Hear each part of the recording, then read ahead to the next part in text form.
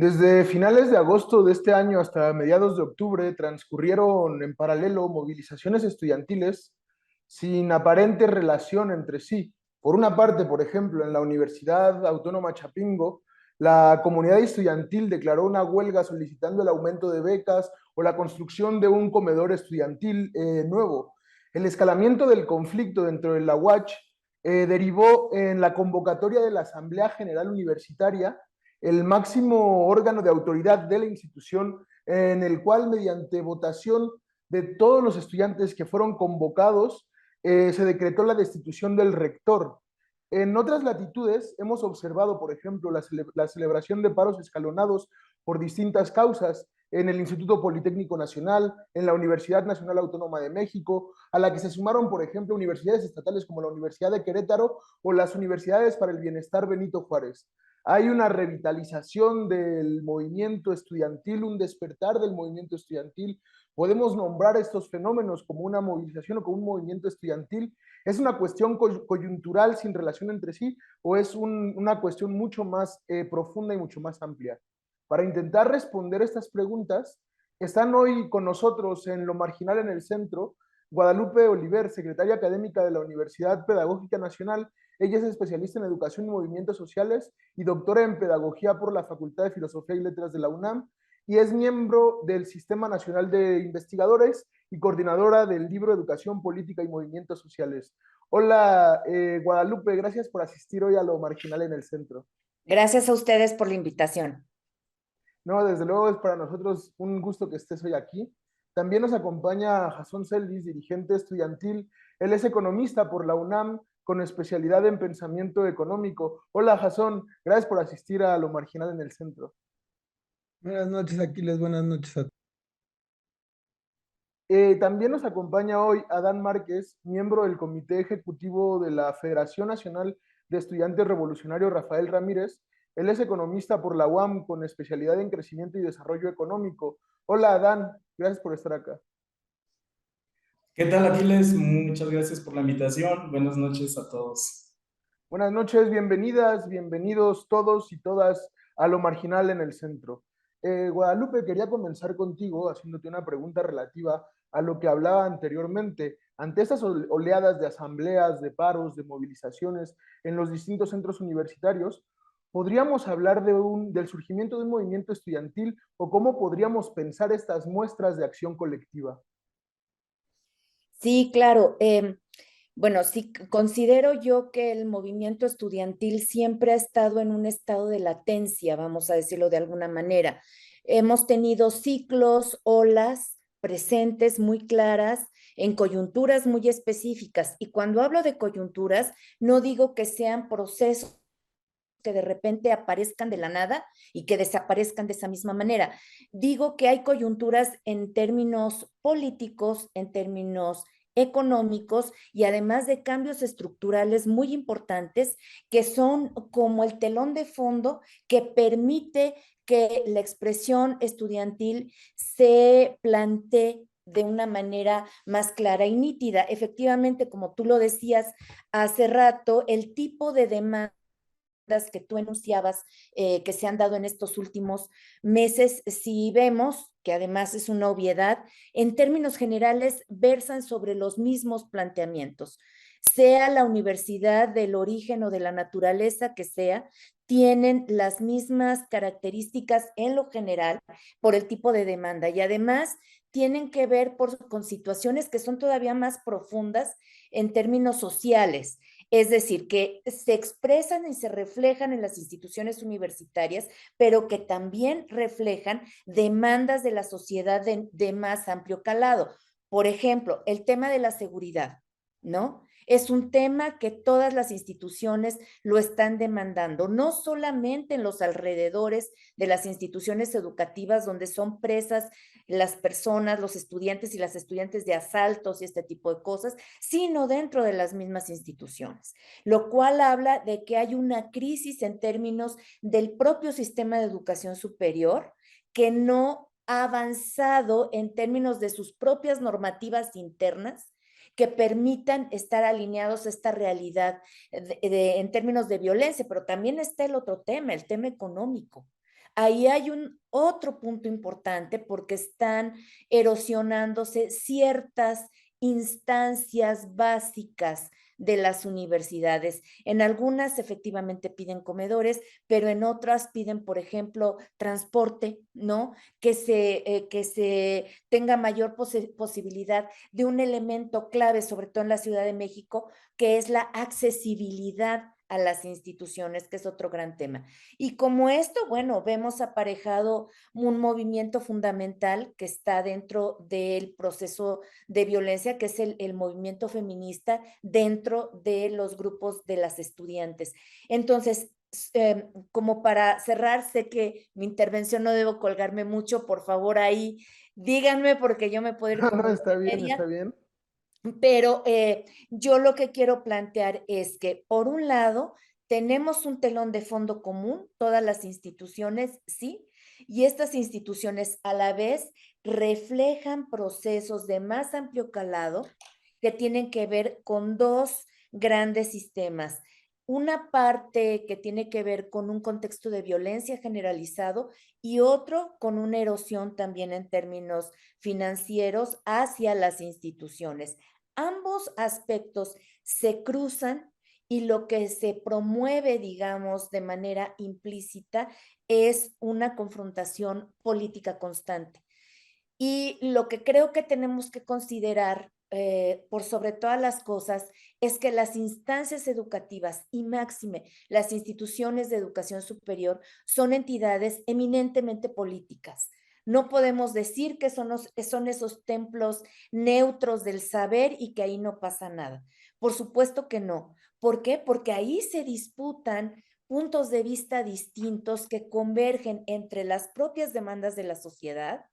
Luego, las propias vivencias estudiantiles que tienen un conjunto de demandas muy particulares en términos de lo académico y en ese sentido también el proyecto institucional de las universidades que luego se contrapone frente a la reducción de recursos financieros y ante, insisto, la imposibilidad o la falta de capacidad de algunas instituciones de ir a la par en sus reglamentaciones, en sus normativas, frente a estas demandas de la sociedad. No es propiamente su culpa, digamos, sino que por lo regular van más atrás de la demanda social y creo que hay un compromiso muy fuerte de las instituciones para ir un poco más adelante, ¿no? Sí, me ha parecido muy importante esta relatoría que hace, sobre todo tomando en cuenta, por ejemplo, que hoy se celebró la Asamblea Interuniversitaria en el ESIM, en el IPN, y una de las principales demandas, una de las consignas que surge de ahí es que el presupuesto no se destine a la militarización, sino a la universidad, que no se militarice el país, sino que se destine a la universidad. Y en ese mismo sentido, Jasón, te quería plantear, preguntar cuáles son las principales demandas que tú observas de esta oleada de movilizaciones estudiantiles. ¿Coincides en esta crisis, digamos, sistémica que estamos viendo en este momento? Bueno, quisiera empezar diciendo que evidentemente me parece que la respuesta de la doctora Guadalupe Oliver es muy abarcadora y obviamente se desprende como para cualquiera que más o menos tenga una noción e intente explicar lo que está ocurriendo con los estudiantes a nivel social, pues no puede uno estar en desacuerdo con esa postura. Es cierto, la universidad finalmente es un crisol en donde distintos sectores, es cierto que no todos, pero distintos sectores de la sociedad de un país, en este caso de nuestro país, pues manifiestan o hacen que fluyan a través de ella las distintas demandas que cada uno de los sectores tiene con respecto pues a su papel, a su desempeño en la vida de la sociedad. Y por eso puede haber demandas particulares pues que reflejen en particular, en concreto, las demandas de cierta parte de la sociedad y también, obviamente, aspectos generales que a todos les atañen, como la economía, la seguridad, la inconformidad de la gente con respecto a lo que está ocurriendo con el ejército, pero me parece que, como decías tú, Aquiles, las demandas de los movimientos que estamos viendo, a pesar de que me preguntas cuáles son, creo que está claro cuáles son, lo ha dicho la doctora, y lo vemos en las distintas universidades. En Chapingo, más becas, un mejor comedor, mayor apoyo para los estudiantes ante la pandemia, los estudiantes que marcharon del CCH Sur, por ejemplo, seguridad para las alumnas en vista de que una compañera había sido violentada,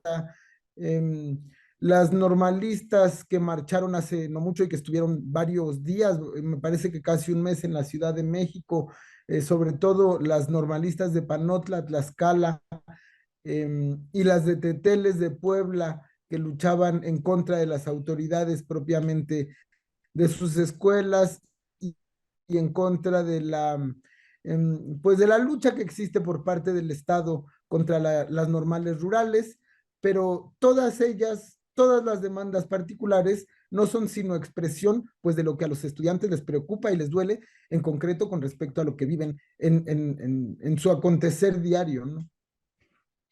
Sí, tomando en cuenta también esta otra cara que generalmente se menciona, Adán, quería preguntarte cuál ha sido, además, también partiendo de tu experiencia como integrante de una federación estudiantil, cuál ha sido la respuesta de las autoridades ante estas movilizaciones estudiantiles en los distintos niveles, pongamos desde en los directores de los centros, pasando pues también por instituciones coercitivas como puede ser la policía o puede ser el ejército. ¿Cuál ha sido la respuesta de las autoridades a esta oleada de movilizaciones? En primer lugar, quiero decir que esta situación complicada que están viviendo las universidades, además de la máxima casa de estudios que es la UNAM, pues como ya decías al inicio de este programa, pues en la lista está la Universidad Autónoma de Querétaro, igual que está haciendo denuncias de violencia de género, que hasta apenas el 3 de noviembre van a reanudar clases. También están denunciando violencia, inseguridad.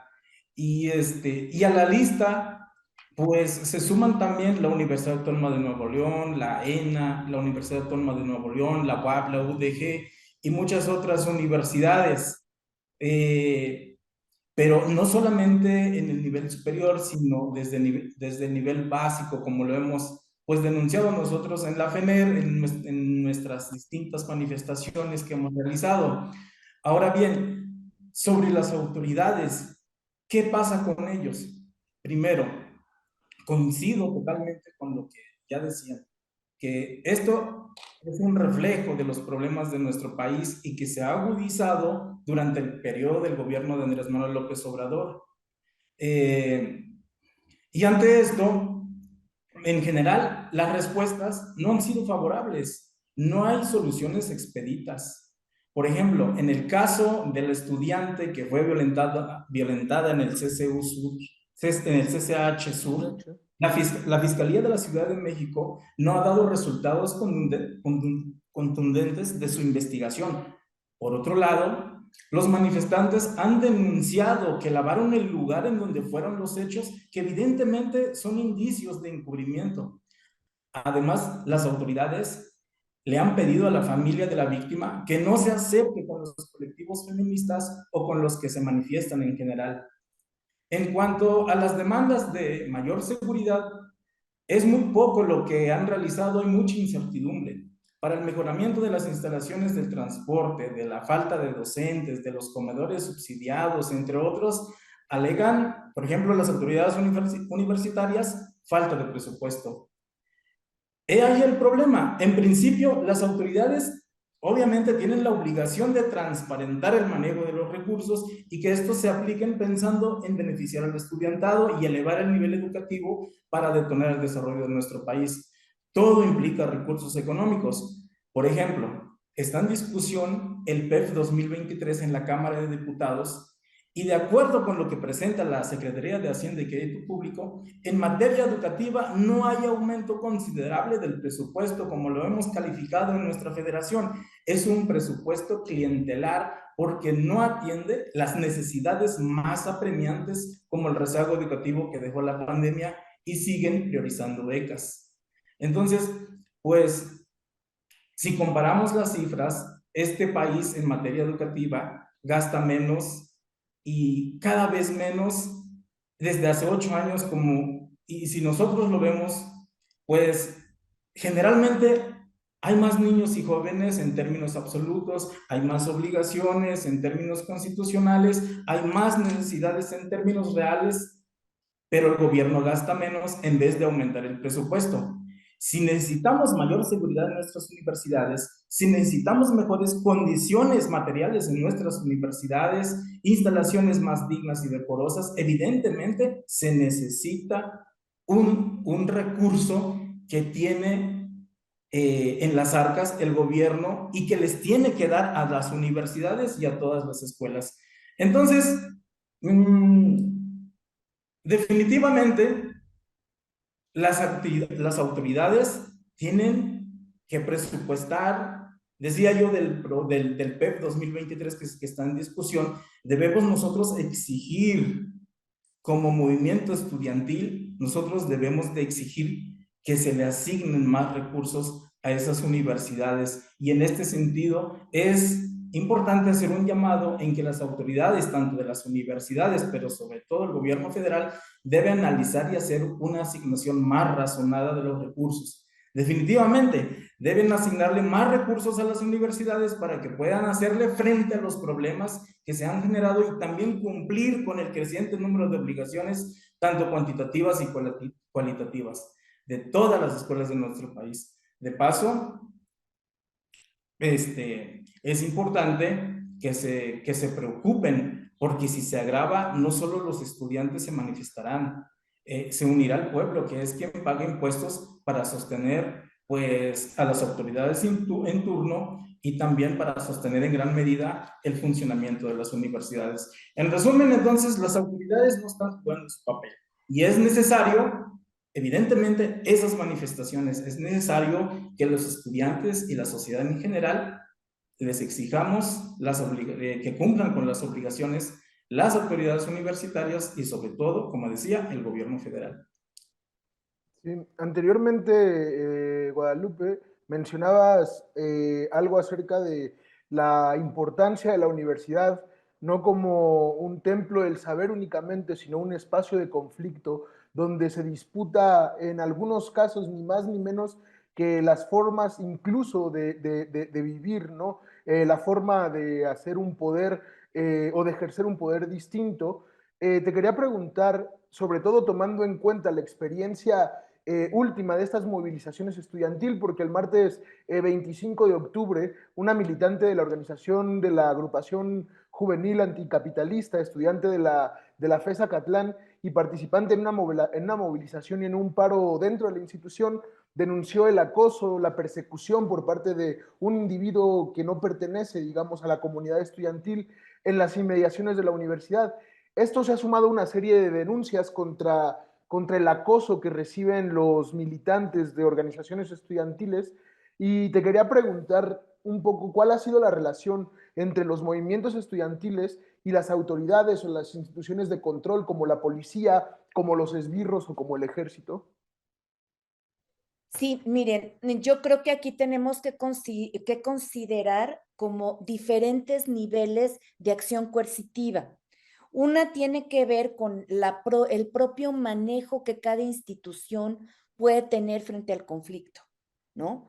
Y Sí, otra tiene que ver cuando se eleva a ese nivel o se trasciende a otras formas que ya no son solamente las organizativas de las universidades o cualquier institución de educación superior, sino que salen y ya intervienen otro tipo de fuerzas, y ahí es donde me parece que el manejo puede ser muy peligroso, porque ya digamos que en algunas instituciones se comienza a perder la propia autonomía. Pero a propósito de esto, también quiero decir que creo que es muy relevante colocarlo. A pesar de que las demandas son de la misma naturaleza y que las instituciones también de diverso orden se están moviendo, hay que considerar que cada institución tiene una estructura y estatutos particulares. Entonces, la manera en cómo la UNAM, por ejemplo, puede atender estas problemáticas es muy distinto a cómo la puede tratar el Politécnico o la Universidad de Querétaro o la Universidad de Guadalajara, porque tienen un orden jurídico organizativo diferente. Por lo tanto, las atribuciones de sus órganos de gobierno no necesariamente son las mismas, y son quienes fungen como intermediarias para solicitar mayores recursos, en fin, cualquier otra cosa al gobierno federal o a los gobiernos estatales en su caso. Entonces, hay instituciones que están mucho más amarradas en términos de incluso, insisto, de su propia figura. Tenemos instituciones que no son autónomas, como el Politécnico, tiene una figura ahí distinta, que entonces le hace tener una rendición de cuentas distinta frente a la propia federación. Esto es importante porque entonces la situación se complejiza. Ya no es de una sola línea o de una sola forma o plana. No, empiezan a intervenir otro tipo de intereses. Y esos intereses hacen que esa articulación con un poder mucho más grande empiece a poner a las instituciones en el centro de un juego político donde no nada más es la demanda del estudiantado frente a la autoridad, sino intervienen otro tipo de intereses que ahí se manejan. No es de asustarnos ni de sorprendernos que dentro de las instituciones hay diferentes tipos de ideologías, diferentes tipos incluso de cultura política y de grupos incluso vinculados a partidos políticos, a organizaciones sociales y políticas. Y esa diversidad me parece que es lo que hace que a las autoridades valoren hacia dónde mover la negociación, por un lado, y también hacia dónde tantean la represión, ¿no? Y aquí viene un elemento muy importante, que es la utilización justamente de los grupos porriles, que es otra de las demandas que está ahí presente. Y en unas instituciones, de hecho, es muy fuerte la demanda, ¿no? Fuera a los grupos porriles, que ya sabemos además que son esa mano oscura también de represión y de control por parte de algunos grupos de autoridades y otras más, ¿no? Entonces, me parece que la dificultad en términos de las autoridades para atender el problema tiene que ver con la relación que tienen estas instituciones hacia afuera, con la propia gobierno federal, pero también con otros intereses de orden político, ¿no? Y los propios estatutos que los pueden amarrar o no para tomar ciertas decisiones, ¿no? Y sí me parece que obviamente un error fuerte o un elemento, más que un error, un elemento muy complicado, es cuando se permite la entrada o la intervención de fuerzas ajenas a los propios aparatos que tienen las instituciones. Y ahí el tema, y creo que es muy, muy importante lo que Adán dijo al último, efectivamente estamos hablando de problemáticas de tipo estructural, ¿no? Que ahorita está reflejándose en la universidad el tema de los recursos financieros, pero que efectivamente tiene que haber una posición que dé muy claro hacia el gobierno federal cuáles son las problemáticas que está enfrentando el estudiantado mexicano de todas las instituciones, más allá de las particularidades que cada autoridad educativa interna tiene la obligación de atender. Hay cosas que ya no van a poder atender, que es lo que yo estoy viendo ahora. Hay un conjunto de demandas que sí pueden ser atendidas de alguna manera, pero hay otras que ya salen incluso de la propia competencia de esta autoridad institucional. Entonces es ahí donde la historia se convierte en un problema mayúsculo, y respondiendo a la primera pregunta que tú planteabas, es cuando ahí sí podemos ver que puede haber algo más allá de acciones colectivas particularizadas y que puede constituir otra cosa, ¿no? Otro caso mucho más fuerte, Sí, movilización sí. de otro tipo. Sí, preguntando, siguiendo en esta línea, te quería preguntar, Jasón, ¿cuál crees tú que puede ser el futuro de estas movilizaciones? Entendiendo también y preguntándote cuál es el ánimo de los estudiantes de educación superior ante estas situaciones inéditas como la pandemia, la crisis económica, la inflación y la precarización de la educación de nivel superior. Sí, en realidad me parece que es importante por lo menos no olvidar, tener presente que por lo menos las tres generaciones más jóvenes de estudiantes que están en la educación superior, es decir, la que entró en agosto de 2022, la que entró en agosto de 2021 y la que entró en agosto de 2020, que son ya tres generaciones que han tenido un largo periodo de su educación preparatoria y universitaria pues en condiciones muy difíciles, precisamente en las condiciones de la pandemia.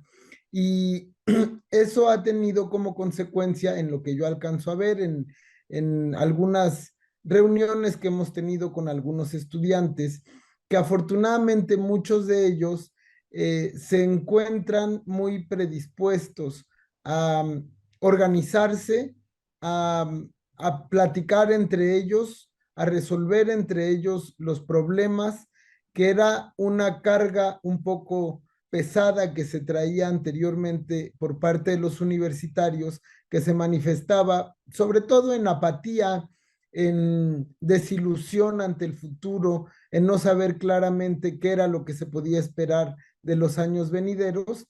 Y creo que es algo curioso, algo que está ocurriendo y que predispone a los muchachos, los pone en una posición pues de saber que es necesario que para que las cosas cambien y que las cosas pueden cambiar, que se necesita de su participación y se necesita de su organización.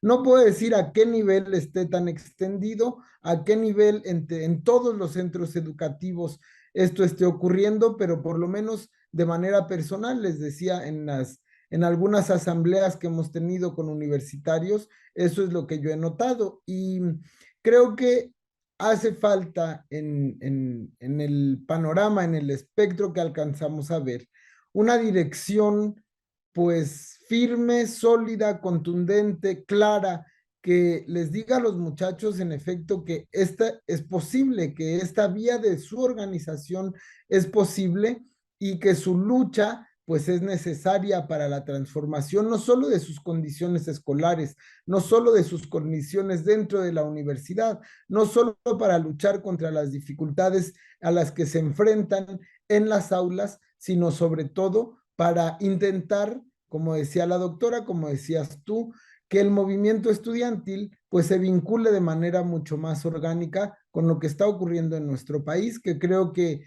desafortunadamente para nuestro país, desafortunadamente para las condiciones de vida de la mayoría del pueblo, a pesar de que todos hubiésemos deseado y quisiéramos que a la mayoría de los mexicanos nos fuera mejor, pues en términos económicos la situación está cada vez más complicada. Se acaba de publicar hace menos de una semana cómo las fortunas de los más ricos de este país, Carlos Slim, Germán Larrea, suma ahora la misma cantidad de riqueza que la mitad más pobre de la población de América Latina.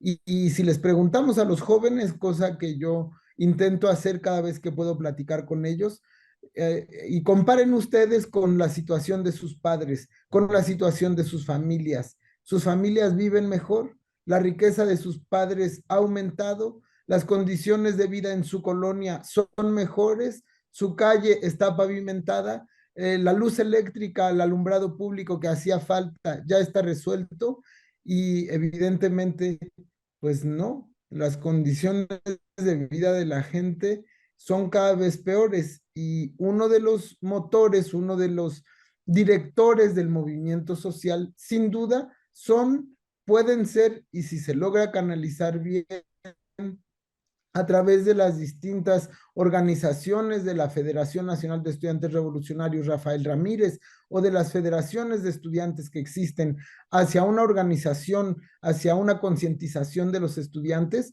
no solo es posible, me parece que hay un terreno fértil entre los estudiantes para intentar organizar un movimiento social que tenga una repercusión más profunda más allá de los centros educativos.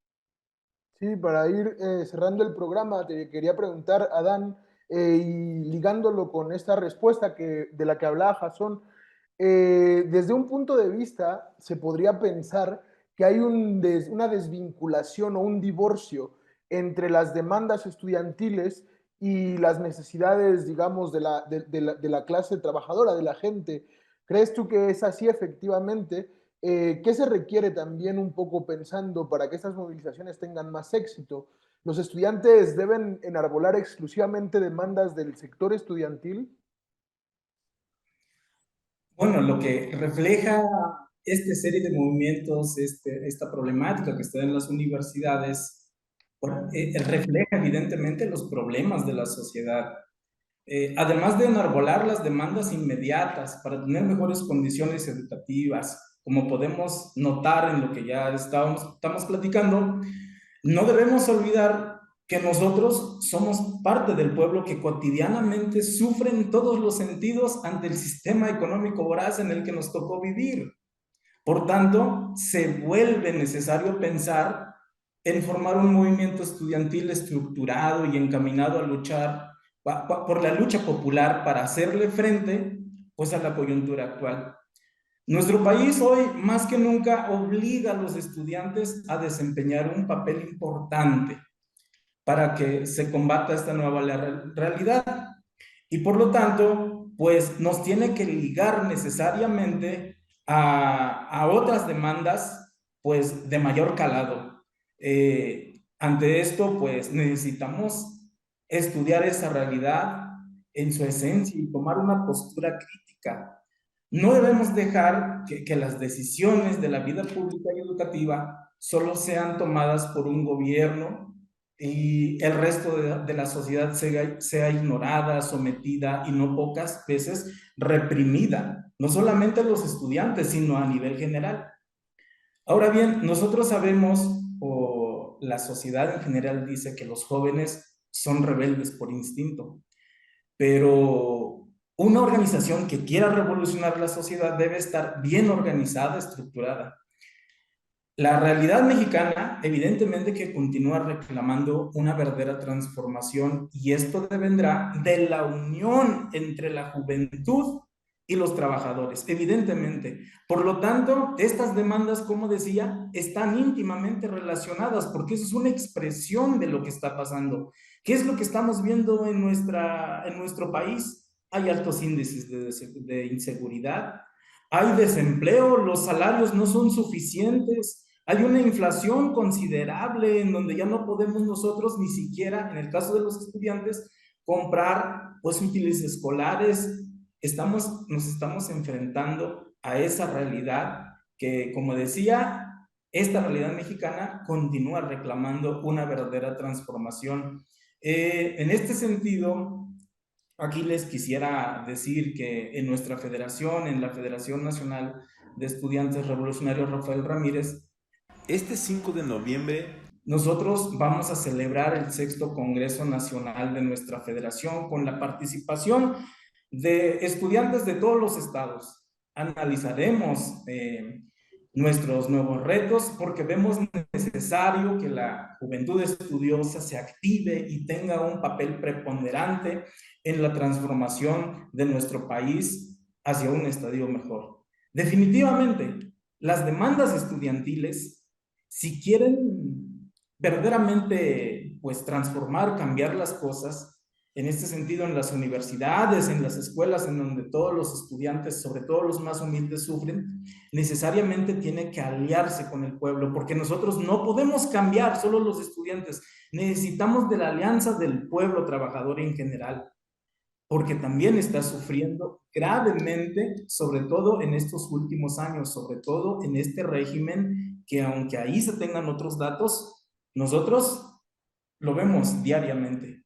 Entonces, eso es lo que yo puedo opinar, ¿no? Que los estudiantes debemos empujar, debemos de seguir luchando.